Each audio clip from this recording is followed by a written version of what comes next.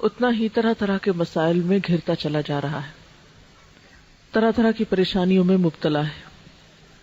آج کے دور میں انسان کو پیش آنے والی پریشانیاں یا بیماریوں میں سے ایک اہم ترین بیماری، جسے آپ ایک روحانی بیماری کہہ سکتے ہیں، وہ ہے ڈپریشن۔ آج ہر دوسرا شخص ڈپریشن کی بات کرتا سنائی دیتا ہے۔ سوال یہ پیدا ہوتا ہے کہ ڈپریشن کیوں پیدا ہوتا ہے؟ ڈپریشن کیا چیز ہے؟ اس کی علامات کیا ہیں اور اس کا علاج کیا ہے؟ ڈپریشن، جسے آپ اردو میں مایوسی، غمزدگی، افسردگی اور پست حوصلہ ہونا کہہ سکتے ہیں، دنیا سے دل اچاٹ ہونا، دنیا کی ایکٹیویٹیز میں پوری طرح پارٹیسپیٹ نہ کر سکنا، یہ ایسی کیفیات ہیں جن کا تجربہ آج کا ہر انسان کم یا زیادہ کرتا ہے۔ ہر انسان کے اوپر کسی نہ کسی درجے کی مایوسی کی کیفیت آتی ہے، غم بھی آتا ہے، ایک اداسی کی کیفیت بھی ہر انسان پر آتی ہے۔ لیکن ایک نارمل انسان اور ایک بیمار انسان میں فرق یہ ہوتا ہے کہ ایک نارمل انسان پر ایسی کیفیات آتی ہیں اور گزر جاتی ہیں، اور وہ بہت جلد ان کا مقابلہ کر لیتا ہے۔ لیکن جب انسان ایسی کیفیات کا مقابلہ نہ کر پائے اور ایسی کیفیات انسان پر حاوی ہونے لگے، تو پھر انسان کو سمجھ لینا چاہیے کہ وہ ڈپریشن کے مرض میں مبتلا ہے۔ یہ مرض دنیا کے تمام ممالک میں پایا جاتا ہے، لیکن خاص طور پر ان ممالک میں زیادہ ہے جہاں لوگوں کو اللہ تعالیٰ کی پہچان نہیں، یا اللہ تعالیٰ سے ان کا تعلق نہیں، یا روحانیت سے دور ہیں۔ لیکن ہم مسلمان، ہم تو اللہ پر ایمان بھی رکھتے ہیں، آخرت کو بھی مانتے ہیں، قرآن بھی پڑھتے ہیں، لیکن اس کے باوجود ایسی کیفیات کیوں ہوتی ہیں اور ان کے اسباب کیا ہیں؟ تو سب سے پہلے تو ہمیں ڈپریشن کا سبب معلوم ہونا چاہیے۔ یاد رکھیے کہ ڈپریشن اچانک نہیں پیدا ہوتا، اس کے اسباب بہت گہرے ہوتے ہیں۔ کچھ تو موروثی ہوتے ہیں، یعنی والدین کی طرف سے جیسے اور بیماریاں انسان کو ملتی ہیں، اسی طرح ڈپریشن کا مرض بھی بسا اوقات وراثت میں انسان کو منتقل ہو جاتا ہے۔ پھر اسی طرح نروس سسٹم سے متعلق جتنی بھی بیماریاں ہوتی ہیں، خواہ وہ بظاہر ڈپریشن کی شکل نہ بھی اختیار کیے ہوں، لیکن وہ مل جل کر بسا اوقات ڈپریشن میں بدل جاتی ہیں۔ یعنی انسان کے اعصاب کا کمزور ہونا، یا اعصاب کو کسی بھی طرح کی تکلیف یا پریشر یا بوجھ پڑنا۔ پھر اس کے ساتھ ساتھ انسان کا ماحول بھی اسے ڈپریشن میں مبتلا کرتا ہے۔ یعنی موروثی سبب، موروثی سے مراد یہ کہ جو وراثت میں ہمیں ملا ہے، اس کے ساتھ ساتھ ماحول اس میں ایک اہم کردار ادا کرتا ہے۔ بعض اوقات ایک سبب ہوتا ہے، بعض اوقات کئی اسباب ہوتے ہیں۔ پھر اسی طرح ماحول میں کیا چیز ہے، مثلاً انسان کا گھر، اس کا خاندان، جہاں پر وہ کام کرتا ہے، یعنی اس کی ورک پلیس، پھر آن دا ہول ساری سوسائٹی اور معاشرہ، ان کے جو اثرات انسان پر پڑتے ہیں وہ اس کے اندر ڈپریشن پیدا کرتے ہیں۔ لیکن تجربے سے یہ بات پتہ چلی ہے کہ ڈپریشن کے خارجی یا معاشرے کے یا سوسائٹی کے اثرات سے زیادہ گھر کے اثرات یا اندرونی اثرات جو ہیں وہ انسان پر زیادہ مرتب ہوتے ہیں، یا انسان کو زیادہ پریشان کرتے ہیں بنسبت بیرونی اسباب کے۔ اور ڈپریشن کا اہم ترین سبب یا اہم ترین وجہ انسان کا وہ گھر ہے جس میں وہ رہتا ہے، اور ایسا گھر جس کے رہنے والوں کے درمیان باہم محبت اور مودت اور ایک دوسرے کے ساتھ موافقت نہ پائی جاتی ہو۔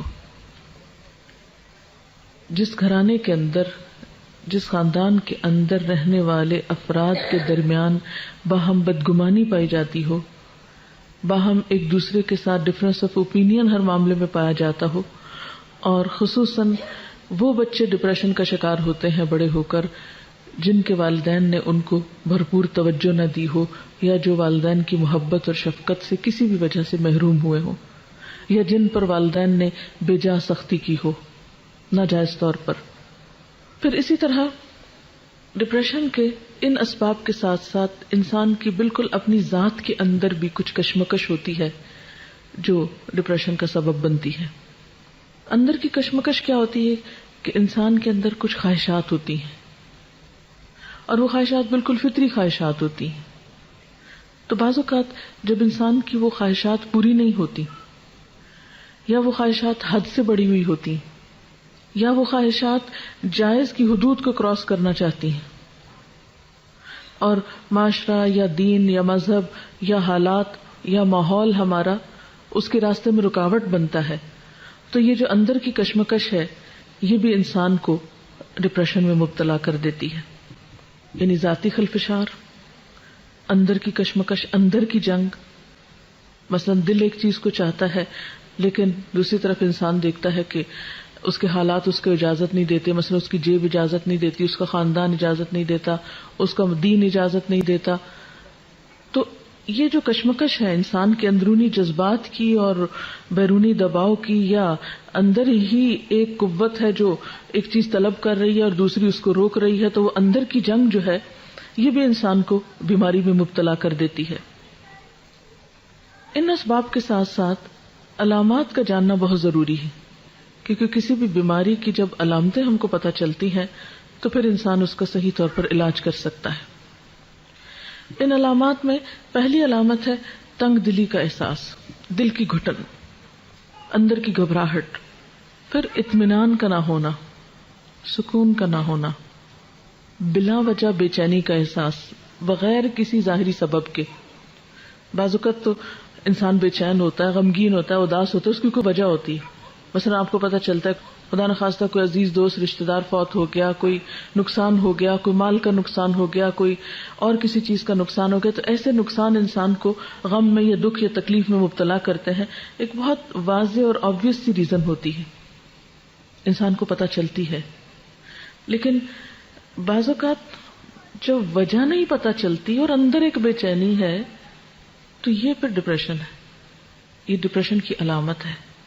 پھر اسی طرح سوچ میں تلخی، نیگیٹو تھنکنگ، ہر چیز کو الٹا دیکھنا، ہر چیز کو الٹا سوچنا، کسی کے سیدھے کام کو بھی غلط سمجھنا، ہر ایک پر شک کرنا، بدگمانی کرنا، یہ بھی اس کی علامات میں سے ہے۔ اور پھر ان ساری چیزوں کے نتیجے میں انسان کی نیند میں گڑبڑ ہو جانا، یعنی اللہ تعالیٰ نے انسان کی ان ساری تکلیفوں کو دور کرنے کے جو اسباب رکھے ہیں، اور اس میں خاص طور پر ایک بہت بڑا سبب جو ہے وہ نیند ہے، جس سے انسان سکون پاتا ہے، اس سے انسان عاری ہو جاتا ہے۔ اور اسی وجہ سے آپ دیکھیں گے کہ بہت سارے لوگ نیند کی دوائیں کھا کر، مسکن ادویات کھا کر سوتے ہیں۔ تو ایسی ادویات کھا کر اپنے آپ کو سلائے رکھنا اور اپنے آپ کو دنیا کے وسائل سے فرار پر آمادہ کرنا، یہ اس کا علاج نہیں ہوا کرتا۔ اسی طرح بعض اوقات یہ ہے کہ اندرونی علامات کے علاوہ جسم پر بیرونی طور پر بھی یا جسمانی طور پر بھی کچھ علامات سامنے آتی ہیں۔ مثلا بہت زیادہ پسینہ ایک دم آنے لگنا، دل کا زور زور سے دھڑکنا، جسمانی کمزوری ہو جانا، انتہائی تھکاوٹ محسوس کرنا، یعنی تھوڑا سا کام کرنے پر بہت زیادہ تھک جانا، کام کرنے کی صلاحیت کا ختم ہو جانا، وسوسوں کا شکار ہو جانا۔ اسی طرح بعض اوقات مختلف فوبیاز جو ہو جاتے ہیں کہ لفٹ میں نہیں چڑھ سکتے، بند کمرے میں نہیں جا سکتے، اندھیرے میں نہیں جا سکتے، تو یہ چند ایک ظاہری اسباب بھی انسان کو پریشان کرتے ہیں، جو کہ عام نارمل حالات میں انسان کے لیے پریشانی کا سبب نہیں ہوتے۔ ایک مثلا ایک نارمل انسان گھر میں اکیلا ہے، اندھیرے کمرے میں جا رہا ہے، لائٹ چلی جاتی ہے، وہ اسے بہت نارمل لیتا ہے، کہیں اوپر جانا، نیچے اترنا ہے۔ لیکن جب ڈپریشن ہوتا ہے تو ایسی چھوٹی چھوٹی چیزیں انسان کو بہت بادر کرتی ہیں، انسان کو کمزور کر دیتی، انسان ان چیزوں کے سامنے ہارنے لگتا ہے۔ پھر اسی طرح بعض اوقات تو یہ چھوٹی چھوٹی بیماریاں جو ہیں بڑی بیماریوں میں تبدیل ہو جاتی ہیں۔ مثلا بعض لوگوں کو السر ہو جاتا ہے، ہائپر ٹینسو ہو جاتے ہیں لوگ، اسی طرح استھما کی بیماری ہو جاتی ہے، بعض لوگوں کی اسکن پر ہی ڈیزیز آ جاتی ہے، جیسے ایگزیما وغیرہ ہو جاتا ہے۔ اب لوگ اسکن کے اوپر دوائی باہر سے لگا رہے ہیں، ایستما کے لیے بیرونی طور پر دوائیاں کھا کے کنٹرول کر رہے ہیں، اور ایستما ہے کہ کنٹرول ہو ہی نہیں رہا، بی پی کی دوائی کھا رہے ہیں وہ کنٹرول ہو ہی نہیں رہا، ڈوز بڑھاتے جا رہے ہیں. اب وہ بظاہر علاج ہو رہا ہے لیکن اصل کاز کو پکڑا ہی نہیں گیا، روٹ کو تو چھیڑا ہی نہیں گیا. ایسا ان کا نقصان کیا ہوتا ہے؟ ان دوائیوں کے پھر اپنے سائیڈ ایفیکٹس ہوتے ہیں، پھر ایک بیماری سے دوسری، دوسری سے تیسری، تیسری سے چوتھی، وہ بیماریوں کا ایک چین چل پڑتا ہے. اور بسا اوقات انسان ان بیماریوں کی اوٹ میں یا ان بیماریوں کے دامن میں پناہ لے کر اپنے لیے ایک جواز پیدا کر لیتا ہے، لیکن روٹ کاز اس کا کچھ اور ہوتا ہے. اس لیے کبھی بھی بظاہر ان نظر آنے والی بیماریوں کو ظاہری بیماریاں سمجھ کر علاج نہیں کرنا چاہیے، اس کے اصل سبب کی طرف بھی توجہ کرنی چاہیے. اور اس کے لیے سب سے پہلے یہ کہ درست ڈائگنوسس ہونے چاہیے، تشخیص صحیح ہونی چاہیے. عام طور پر علاج کیا کیا جاتا ہے؟ مریض کو سلا دیا جاتا ہے یا ٹرینکولائزرز دیے جاتے ہیں، لیکن یہ کافی نہیں ہے. یعنی روح کی بیماری کا علاج صرف گولیاں کھانے میں تو نہیں ہے. اس کا نقصان بعض اوقات کیا ہوتا ہے کہ انسان ایسی دوائیاں کھاتا ہے جس سے اس کا معدہ اور خراب ہوتا ہے. جب معدہ خراب ہوتا ہے اس کا نظام ہضم بگڑتا ہے، اس کی نیند کا سسٹم خراب ہوتا ہے، اس کے اندر صحیح خون پیدا نہیں ہوتا، سارے خون کے اندر دوائیاں دوڑ رہی ہوتی ہیں، تو اس سے بیماری جو ہے وہ بڑھتی چلی جاتی ہے. یعنی انسان ظلم پر ظلم اپنے ساتھ کرتا چلا جاتا ہے لیکن چین کہیں بھی نہیں پاتا. ایسی صورت میں انسان کو حقیقی علاج کی طرف رجوع کرنا چاہیے.